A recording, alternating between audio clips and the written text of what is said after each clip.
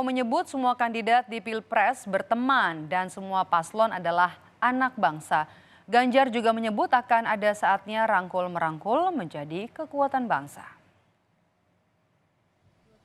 Kalau siapa melaporkan apa, biarkan itu berproses sendiri begitu ya. Kalau soal rangkul-rangkulan, kita ini berteman semuanya. Toh para kandidat ini anak-anak bangsa begitu ya. Kalau ibarat sebuah pertandingan itu ada saat mulai, ada saat akhir. Tentu apapun nanti keputusan sebagai sebuah upaya tertinggi yang bisa kita lakukan dan kita putus, mari kita berpikir soal bangsa dan negara ini. Jadi soal rangkul-merangkul, kita pasti harus menjadi kekuatan anak bangsa untuk membangun negeri ini, dimanapun berada. Pasti kami akan bisa berkomunikasi. Kita kenal semua kok ya Prof.